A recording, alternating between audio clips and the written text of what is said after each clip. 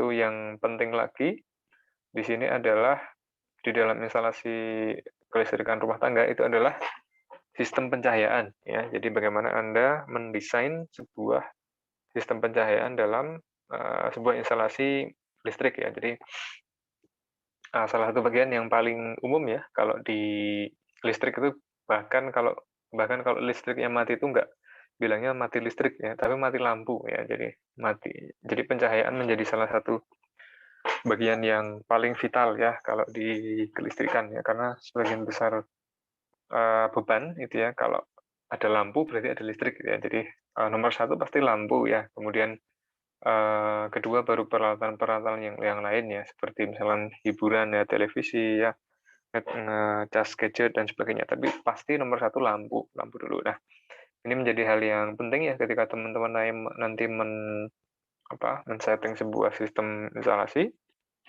Dan lampu ini kan termasuk golongan beban yang cukup rendah ya. Jadi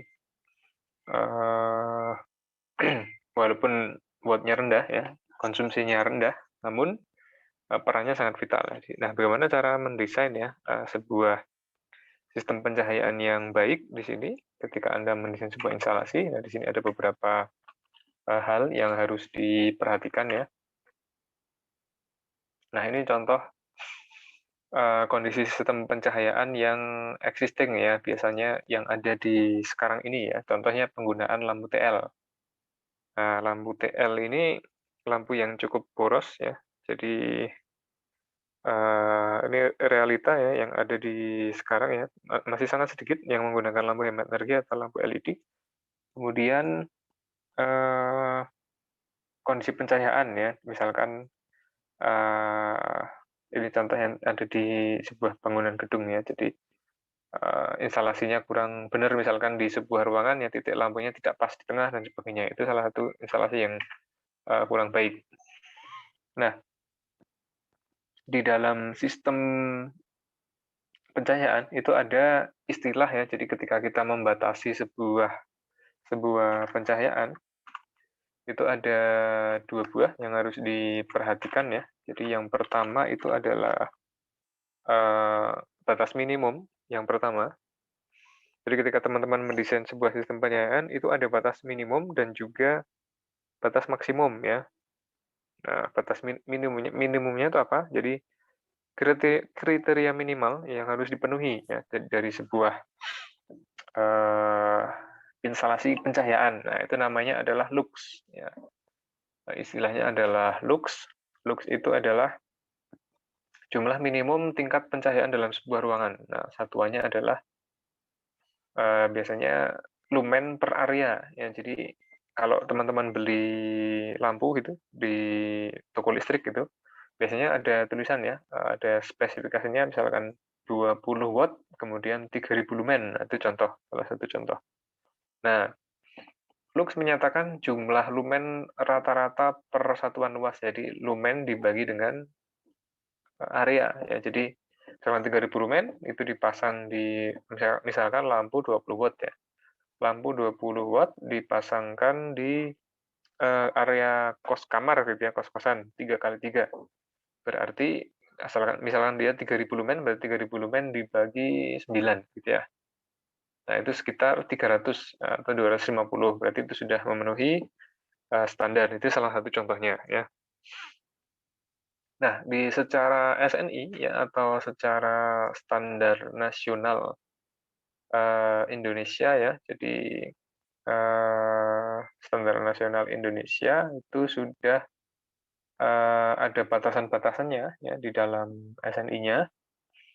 Nah, di dalam apa?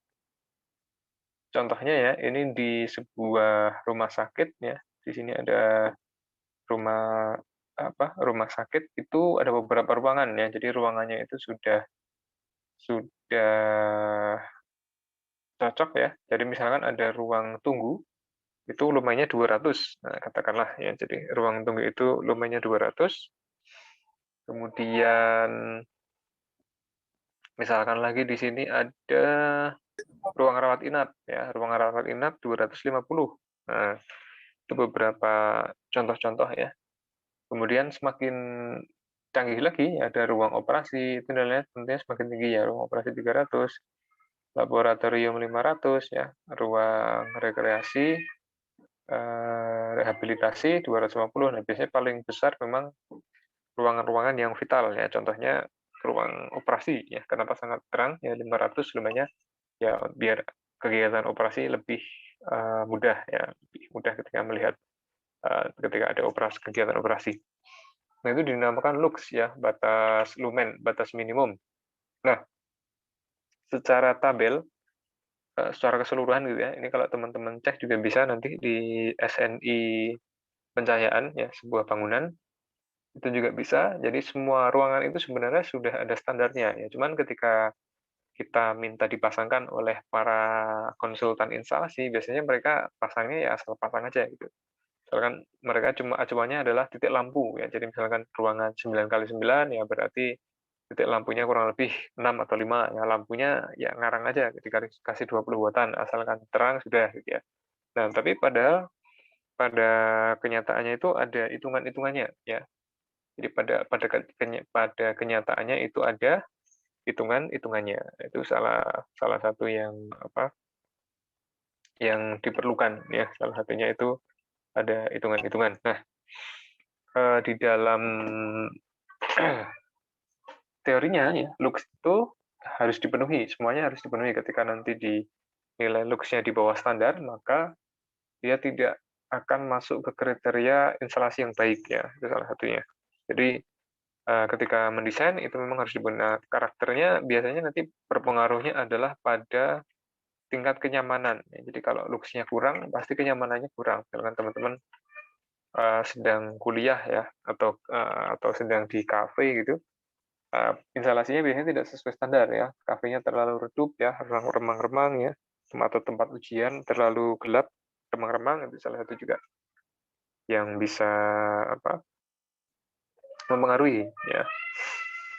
Oke, kemudian nah ini contoh alat-alat yang bisa dipakai ya untuk mengecek pencahayaan ya. Itu ada luxmeter. Jadi luxmeter ini sebenarnya juga di aplikasi gadget juga ada. Kalau ada teman-teman kalau HP-nya yang punya sensor cahaya ya, itu bisa install aplikasi luxmeter, nanti bisa ngecek ya tingkat pencahayaan ruangan itu berapa. Nah, itu bisa juga pakai power meter ya untuk mengecek tegangan lampu dan sebagainya, apakah sudah sesuai standar ya. Dan biasanya kalau yang sering turun itu kalau kita menggunakan energi terbarukan ya, karena fluktuatif ya, misalkan panel surya gitu ya. Ketika baterainya mulai drop kan lampunya akan redup ya, lampu mati. Nah, selama pakai PLN insya Allah akan aman. Dan juga bisa juga pakai termohygrometer ya, bisa mengukur kelembapan ruangan ya, dan tingkat suhu dan sebagainya.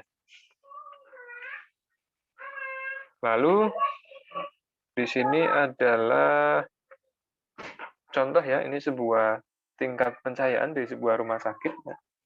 Ada beberapa ruang, ada ruang tunggu, kemudian ruang CT scan, nah, sampai dengan pojok itu ada ruang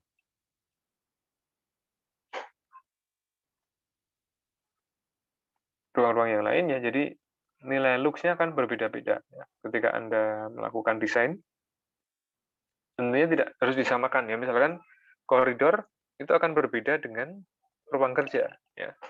Nah, itu salah satunya. Jadi harus dipenuhi. Jadi ketika Anda mendesain sebuah instalasi listrik rumah tangga pada khususnya ya, dan juga nanti sebenarnya industri juga ada ya. Itu salah satunya adalah mendesain batas minimumnya ya, batas minimumnya itu sesuai dengan standar. Jadi jangan sampai kurang karena nanti akan mengganggu kenyamanan. Nah, kemudian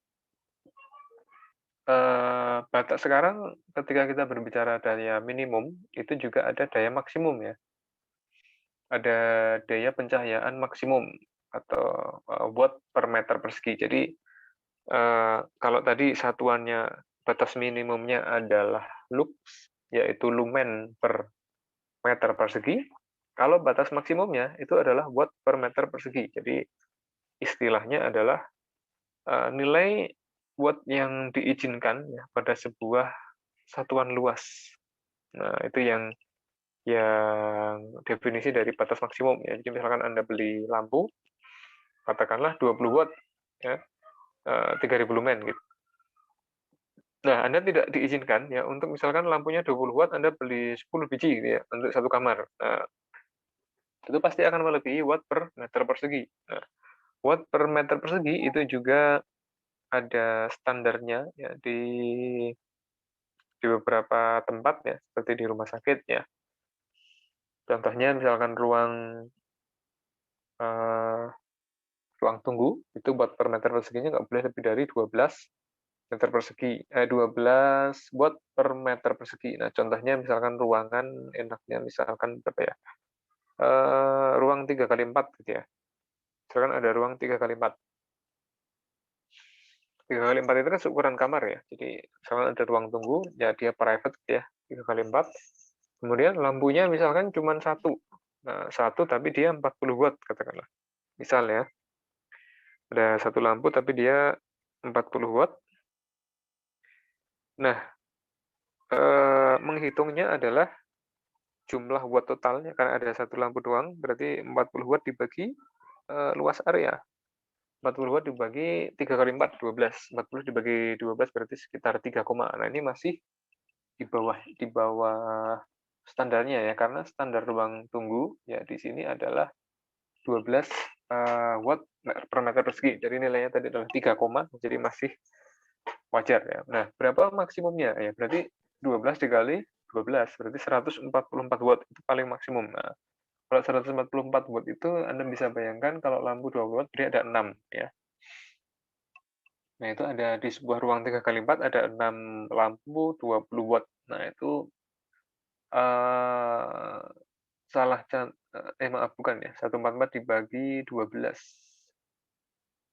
Ya sekitar segitu ya, ada 12-an ya. Jadi itu salah satu apa bayangannya ya. Jadi ketika Anda mendesain sebuah sistem pencahayaan.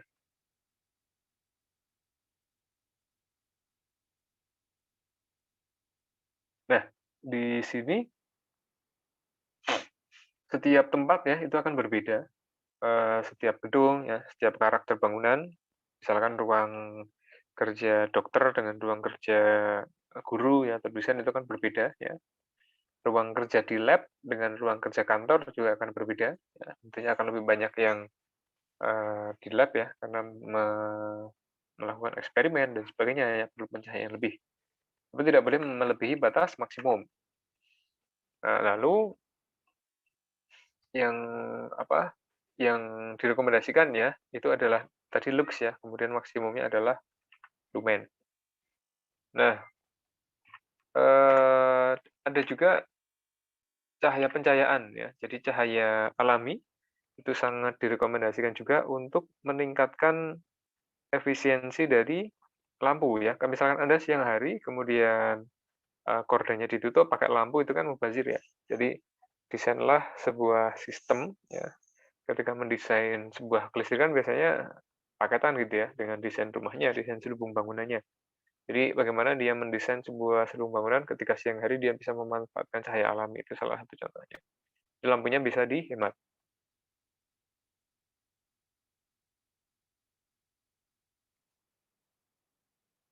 Lalu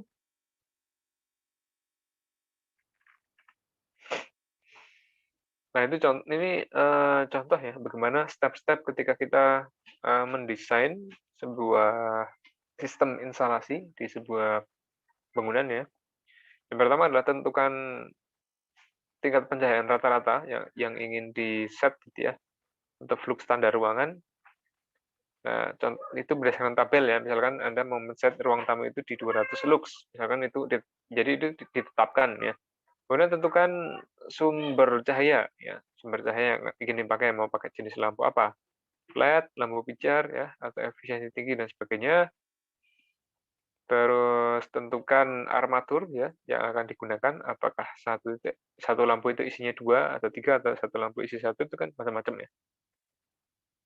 Kemudian pemilihan jenis bahan ya, dan juga warna itu juga akan mempengaruhi, lalu tentukan jumlah flux dan sebagainya. Nah, Ini ada hitung-hitungannya ya contohnya. Nah, ini contoh perhitungan ya. Nah, kemudian nah itu jadi kurang lebih kalau pencahayaan seperti itu ya. Kemudian ini saya coba berikan dua materi sekalian ya. Jadi yang satu adalah pencahayaan. Nah, kemudian nanti di tugas ini, nanti ini ada satu materi juga sebenarnya yang tentang pencahayaan sudah saya upload semua ya di Classroom ya, tentang materi-materinya. Silakan nanti dicek ya di Classroom, sudah saya upload semua, silakan nanti dipelajari. Nah, ini juga ada materi tentang pencahayaan juga di materi yang lain ya. Jadi bagaimana Anda mendesain ya. Kurang lebih kalau mendesain pencahayaan cukup dua itu ya, batas minimum, kemudian yang satu adalah batas maksimum. Nah, kemudian dari dua hal itu nanti Anda bisa mencari penghematannya. Yang paling worth it yang mana itu ya. Kadang memang ada ruangan yang memang harus maksimum ya. Ada ruangan yang bisa di-save. Nah, itu salah satu aplikasi ya. Yang penting kontennya adalah penggunaan ruang itu mau dipakai untuk apa, kemudian luas dan ukurannya itu seberapa, kemudian keadaan dinding, apakah gelap ya atau terang dan sebagainya, kemudian jenis lampu ya dan sistem penerangannya mau seperti apa. Itu beberapa poin. Nah, selebihnya nanti ada batas minimum dan batas maksimum. Oke ya, itu kurang lebih itu untuk yang pencahayaan. Kemudian saya coba tambahkan satu lagi kemarin yang masih terlewat adalah mengenai wiring ya, wiring diagram. Nah, nanti juga teman-teman baik ya. Jadi materi yang kali ini adalah yang mengenai beberapa macam sambungan ya, sambungan-sambungan yang ada di dalam instalasi listrik ya. Seperti teman-teman tahu bahwa instalasi itu kan utamanya ya cabling ya, cabling, kabel, kemudian dikoppel dengan pengaman ya, kemudian dikoppel dengan beban ya, dapat berupa lampu, kemudian beban-beban rumah tangga dan sebagainya. Nah, yang menghubungkan satu dengan yang lain itu adalah wiring ya atau pengkabelan ya atau rangkaian listriknya seperti apa ya itu yang penting juga nanti di apa di akhir kuliah ini nanti akan diberikan tugas ya nanti untuk Anda mendesain sebuah instalasi listrik. Nah, di sini ada beberapa teori dasar ya mengenai pengkabelan ya. Jadi bagaimana Anda mendesain sebuah sistem wiring diagram ya. Biasanya kalau Anda mendesain sebuah, misalkan nanti Anda bekerja gitu ya, atau Anda sedang mungkin entah KP ya dan sebagainya. Biasanya kalau kita mendesain sebuah sistem kelistrikan itu dilengkapi dengan gambar satu garis ya atau one line diagram atau SLD biasanya disingkat sebagai single line diagram. Itu lebih simpel dalam penggambaran ya. Jadi tidak terlalu banyak kabel ya, tidak semrawut gitu. Jadi garisnya cuma satu ya, single line diagram. Jadi dia bisa digunakan dengan lebih praktis ya, kemudian lebih efisien ya dan juga mudah dipahami. Nah, seperti apa? Kita akan cek ya. Nah, di sini untuk membuat sebuah SLD atau single line diagram, ini ada beberapa panduan ya. Biasanya yang paling umum ini ya. Jadi kalau misalkan garis seperti ini itu melambangkan penghantar ya. Jadi garis garis lurus itu penghantar satu fase. Kemudian kalau simbol seperti ini ya, ada titik bulat di tengahnya itu menyatakan penghantar netral. Jadi kalau misalkan sistem 3 fase 4 kawat ya, berarti yang berdirinya ini ya, yang tegak ini ada 3 ya, netralnya 1 ya. Kalau misalkan kabel positif negatif, positif netral yang di rumah, itu cukup, tegak dan juga, berdiri seperti permen ini ya. Nah lalu ada, simbol seperti huruf T, itu adalah menyatakan penghantar, pembumian ya atau biasa kita, eee, dikenal dengan istilah grounding ya. Lalu ada lagi di sini, kalau misalkan garisnya lurus ya, kalau ada garis lurus seperti ini dinamakan sebagai, eee, penghantar fase ya. Kemudian kalau putus-putus itu adalah pengantar netral. Nah, ini secara wiring diagramnya ya. Kemudian kalau yang seperti ini, itu adalah yang pembumian ya atau grounding. Jadi kayak Morse ya, dot strip ya dan sebagainya. Nah, seperti apa aplikasinya? Langsung kita cek saja. Nah, ini contoh sebuah saklar kutub ya dengan lampu. Ini yang sederhana ya, tanpa pengaman nih contohnya. Nah, kalau di rumah kan seperti ini ya, simpel ya. Jadi positif, netral itu apa? Satu garis ya. Kalau Anda punya kabel rumah kan dua garis ya. Ini tinggal dipasang paralel saja seperti ini ya, ketemu lampu. Nah, ini yang positif itu yang apa? Tidak putus-putus ya, yang lempeng ya, positif. Nanti dihubungkan dengan saklar. Kemudian negatifnya putus-putus. Nah, ini gambar aslinya yang di kiri ya, yang di sini. Ini gambar aslinya yang di kiri, kemudian yang gambar kanan ini adalah model SLD-nya. Ya. Jadi itu adalah model yang lebih simpelnya. Ya. Maaf, belum. Yang ini maksud saya. Ya. Next, selanjutnya. Ya. Nah, jadi ini contoh ya, contoh yang sederhana. Nah, jadi ini ada lampu dan dikasih saklar. Ya. Nah, lalu kita akan cek ya, jadi seperti apa nanti hasilnya ya. Jadi ketika Anda pakai SLD, Anda pakai yang biasa ya, gambar biasa kemudian diubah menjadi menjadi single line diagram, maka Anda akan mendapatkan gambar yang sederhana seperti ini. Nah, lebih simpel ya. Jadi kalau ini gambar real, yang atas ini gambar real, kabel secara real, yang bawah adalah yang slide selanjutnya adalah dia kabel secara single line diagram. Nah, ini contoh ya, sama ya. Jadi kabel ini ada strip sama seperti permen ini, berarti ini ada dua kabel positif dan netral ya, seperti ini. Jadi ini positif dan netral. Jadi dia digambar menjadi satu, kemudian dikasih simbol positif netral. Nah, yang sini juga. Nah, ini kenapa dua positif netral? Ya, karena dia disusun paralel ya, seperti ini. Seperti ini ya, karena dia disusun paralel. Jadi di sini ada kabelnya 3, 1, 2, 3. Positifnya 2, netralnya 1 ya, karena susunannya paralel. Seperti itu.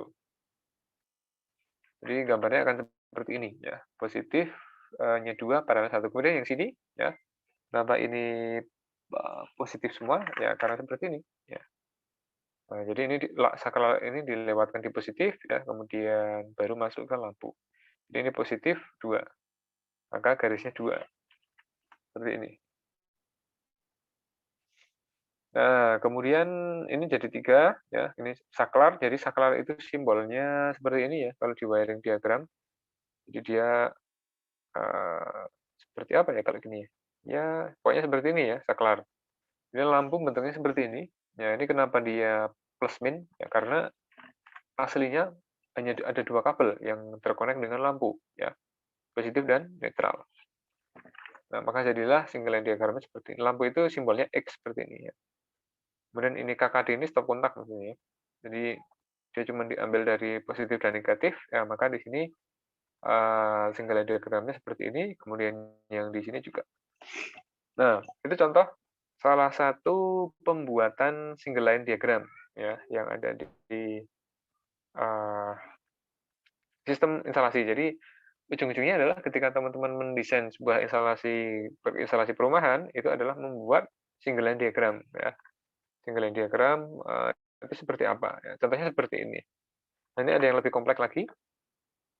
Dia ada saklar kutub tunggal ya dengan lampu dengan penghantar pengaman. Ini ditambahkan pengaman kalau ini.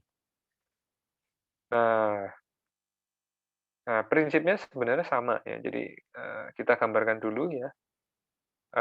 Jadi pengaman itu maksudnya grounding ya. Jadi ada groundingnya. Positif, negatif, grounding. Berarti kabelnya 3 sekarang ya. Ini ada kabelnya 3. Kalau misalkan ini dijadikan SLD ya, single line diagram berarti ada positif, negatif, sama grounding. Nah, hasilnya seperti ini. Positif, ya, negatif, sama grounding. Nah, yang T ini grounding seperti itu. Kemudian yang sini ada positif-positif ya, sesuai dengan rangkaiannya di sini. Yang sini juga, yang sini juga. Jadi tinggal ikutin aja ya. Nah, tentunya akan lebih simpel ya ketika teman-teman melihat gambar yang pertama, kemudian diganti menjadi gambar yang kedua. Nah, seperti ini kan lebih simpel kan. Nah, itulah fungsinya single line diagram. Oke. Mungkin kemudian ini ada yang lebih kompleks lagi ya. Nah, ini lebih rumit, silahkan nanti dipelajari ya. Lebih simpelnya ini ada saklar dan lampu. Nah, saya mau ada contoh lagi di sini. Saya bukakan dulu. Ini yang lebih ruwet lagi ya. Ini contoh real single line diagram. Nah, ini adalah single line diagram solar cell. Nah, ini sebenarnya contoh aja ya buat teman-teman yang apa? Dan nanti teman-teman akan saya minta buat juga untuk ini, untuk membuat sistem instalasi ya. Jadi nanti tugas tugas setelah UTS adalah membuat instalasi, membuat rangkaian instalasi dari rumah, bisa kos-kosan ya, bisa ya pokoknya bisa bebas ya. Nanti silakan teman-teman bisa buat rangkaian instalasi, ya nanti lampunya di mana, kemudian saklarnya seperti apa ya. Nah, itu nanti akan dibuat. Nah, nanti akan diminta buat rangkaian. Ini contoh rangkaian instalasi solar cell ya, ini yang secara lengkap yang sudah jadi. Kalau yang tadi kan contoh-contoh ya, yang sederhana tadi cuman lampu ya, saklar plus lampu itu contohnya yang tadi ya. Nanti teman-teman bisa pelajari di PPT-nya yang lebih lengkap. Itu kalau mau mempelajari mulai dari yang sederhana sampai yang mana tadi ya. Nah, ini ya. Salah. Mulai dari yang sederhana sampai dengan yang lebih kompleks itu bisa mana tadi? Nah, ini. Ya, mulai dari yang sederhana kan dari sini ya. Ini cuma lampu ya. Ini cuma lampu dikasih kabel positif netral dikasih lampu. Kemudian ini next step positif netral grounding dikasih positif netral dikasih grounding ya. Aslinya seperti ini, realnya seperti ini ya. Kemudian ini step bawahnya lebih kompleks lagi ya. Awalnya seperti ini menjadi seperti ini.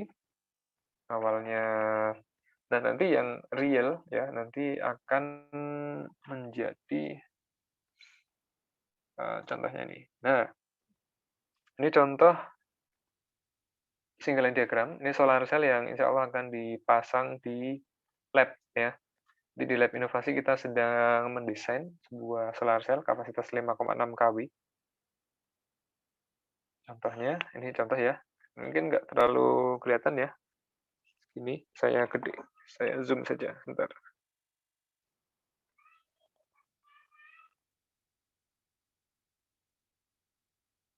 Oke, kita zoom dulu ya. Jadi ini mulai dari sini ya. Ini contoh. Nah, sudah kelihatan ya. Nah, ini contoh ada grounding ya. Jadi solar cell itu di grounding ya, biar lebih aman. Kalau ada bahaya petir ya dan sebagainya kita lebih aman. Nah, di sini ada 4 buah blok solar cell. Jadi solar cell itu simbolnya seperti ini. Kayak apa ya? Kayak amplop ya. Amplop landscape. Nah, di sini ada sebuah modul PV ya. Ini 1 sampai 6 ya. Jadi nanti ini ceritanya ada 12 lembar PV. PV 1 dari kiri sampai kanan, ini PV 6, PV 7 sampai 12 di sini. Nah, ini power powernya kurang lebih 2,73 kWp untuk satu serial ini ya, dari 1 sampai 6, karena satunya itu 445 watt dikali 6 ya, jadi ada 2, sekian 2,73 kilowatt peak dengan tegangan 237 volt. Nah, kenapa 237? Karena setiap lembarnya itu tegangannya adalah 40 ya, bukan 35, sekitar 35. 35 kali 6. Oh, ya sekitar segitu ya, 35 kali 6. Jadi totalnya ada 237. Nah, terus atas bawah sama ya. Jadi ada power, ada voltage. Nah, kemudian ada DC cable. Ya, ini contoh ya. Ini yang sudah real terpasang. Di sini ada DC cable atau kabel DC. Ini 2 kali 1C 6 mm. Artinya bahwa ini kabelnya ada 2 ya, 2 strip gitu. Nah, ini kalau single line diagram nulisnya simple ya, tinggal dikasih satu garis thread gitu. Nah, tinggal dikasih garis 2 cerut-cerut gitu. Itu artinya adalah dia ada dua kabel di situ ya. Ada 2 kabel, masing-masing itu adalah 6 mm. Nah, artinya 6 mm artinya apa? Biasanya itu diameter kabel ya, bisa menahan arus sampai dengan sekitar 40 ampere. Nah, yang kedua juga sama. Nah, ini kan sama prinsipnya ya dengan tadi, ini contoh single line diagram. Nah, kemudian output-nya ketika sudah keluar ya dari sini, dari panel surya, dia masuk ke sini, ya, dia akan masuk ke DC combiner. DC combiner itu seperti ya panel gitu ya, panel untuk menampung semuanya gitu. Jadi ada kabel DC tadi 2 kali 1C 6 mm, tipenya ini NYA 6 mm ya. Nah, kemarin ada tipe NYA, yang NYAF dan sebagainya. Kemudian di sini yang bawah juga ya. Nah, ini kabelnya sekarang jadi 3 ya. 1 2 3. Nah, kenapa 3? Ya karena satunya grounding ya. Yang satu kan di sini ya. Jadi grounding-nya terkoneksi ke sini. Di masing-masing ini akan, kalau SLD, kalau misalkan ini ditulis 3 baris kan jelek ya. Ribet gitu ya, terlalu banyak garis, tinggal tulis 1, kemudian di garis 3 kali. Ini adalah contoh single line diagram, masuk ke sini ya. Masuk ke dalam DC combiner, itu isinya ada MCB, ya, MCB DC, ini 2 pole 16 ampere. Nah, ini contoh. MCB DC 2 pole, kenapa 2 pole ya? Karena dia langsung akan mentrip kedua buah kabel DC ya, positif dan negatifnya. Ya. Atau bisa kita sebut positif netral gitu ya. Tapi kalau di DC itu positif negatif ya. Kalau di AC itu positif dan netral. Nah, MCB-DC 16 ampere di sini ini akan masuk ke SDP-DC. SDP itu sub distribution panel ya, jadi biar lebih mudah. Dan juga MCB-nya 16 ampere. Kenapa 16 ampere ya? Karena arusnya itu satu buah panel 455 WP itu sekitar ya kurang lebih 15 ampere ya ISC-nya. Kalau yang 100 WP itu sekitar 7 ampere ya. Jadi kurang lebih akan berkisar di situ ya. Jadi MCB-nya nanti sekitar 12 ampere. Nah, ini dibuat semuanya ya. Nah, kemudian masuk ke sini ya. Ini di grounding tetap selalu ada untuk pengaman. Nah, di sini masuk ke inverter ya, setelah dimasukkan dari PV, kemudian baterai, inverter. Nah, ini langsung dari bawah saja ya. Ini ada sebuah baterai di sini. Nah, kalau baterai simbolnya seperti ini ya, plus minus single line diagramnya. Nah, ini kabelnya 2 ya, kabelnya 2 di sini ya. Kemudian 1 di sini untuk grounding baterainya, untuk pengaman ya. Ini ada 2, kenapa ada 2? Karena positif negatif ya. Nah, kemudian ini kapasitasnya adalah 9,6 kWh ya. Kapasitasnya 9,6 kWh. Kemudian Ini groundingnya menggunakan kabel NIA ya. Naik ke atas. Nah, biasanya kalau di kabel ke inverter itu kabelnya lebih gede ya. Ini pakai 10 mm. Karena apa? Karena nanti dari kabel itu dia akan ditarik ke beban. Nah, intinya bahwa ketika ngecas ya pakai panel surya kabelnya kecil ya 6 mili. Tapi ketika mau dipakai, ketika inverternya nanti tembus sampai 2000, 3000 gitu, wah harusnya akan mencapai ratusan ampere ya, enggak sampai ratusan ya, mungkin puluhan ampere kalau sistemnya 48. Maka ini perlu kabel yang gede ya. Ini simbol dari MCB ya di sini. Nah, kalau MCB kan simbolnya kayak gini ya, kalau di single line diagram. Nah, ini simbol dari MCB, ini pakai MCB DC 20 50 ampere ya, artinya 50 ampere kali tegangannya di sini 192 volt ini ya.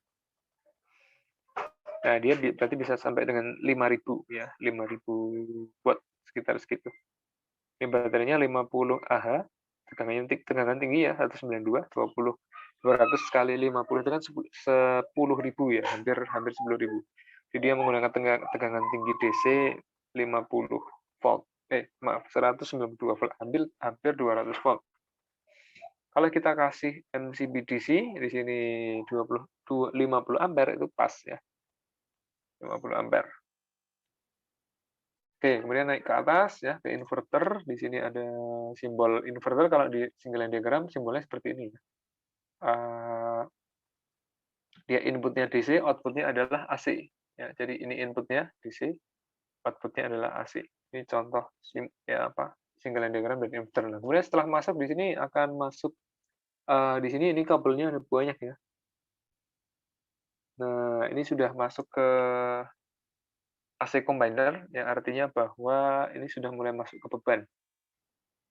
Nah, ini sudah pakai MDSDP ya. Di sini ada PLN ya, karena dia sistemnya hybrid. Jadi mulai dari PLN ya, karena kadang mau pakai panel surya ya, kadang mau pakai solar cell ya. Jadi bisa pakai sistem hybrid atau bergantian ya. Ini diturunkan dari jaringan tegangan rendah ya, 200 volt, 220 volt masuk ke KWH meter. Nah, nanti di KWH meter nanti akan dibagi dua. Ada di sini ATS ya, Automatic Transfer Switch, untuk mengubah dari panel surya ke PLN ya. Kemudian ada LVMDP, itu artinya Low Voltage Main Distribution Panel, ini untuk bebannya juga bisa masuk di situ. Nah, kurang lebih seperti ini ya. Ini contoh single line diagram ya, atau instalasi. Nah, nanti yang saya minta ya nanti dari teman-teman tidak sekompleks ini ya. Nanti silahkan untuk tugas instalasi ya sebelum nanti UTS adalah teman-teman membuat sebuah desain instalasi rumah saja ya. Jadi mulai dari cukup single line diagram nggak masalah. Mulai dari KWH meter, PLN, KWH meter sampai dengan beban ya. Nanti misalnya bebannya ada lampu ya. Lampu kan simbolnya kayak tadi ya, kayak kayak cendok gitu ya. Maaf, lampu itu kan simbolnya silang. Nah, kemudian ada saklar ya. Nanti kalau mau ditambah beban-beban yang lain juga boleh. Nah, nanti tugasnya adalah membuat seperti ini ya, single line diagram dari rumah masing-masing ya. Boleh rumah, boleh kos ya. Nah, nanti mau pakai aplikasinya bebas, saya bebaskan ya. Ada beberapa aplikasi yang bisa dipakai untuk membuat single line diagram. Yang free juga banyak, nanti silahkan searching saja ya, bebas. Untuk latihan teman-teman juga untuk mengeksplorasi diri ya. Silahkan nanti bebas mau pakai apapun untuk aplikasi single line diagramnya. Yang jelas nanti bisa merepresentasikan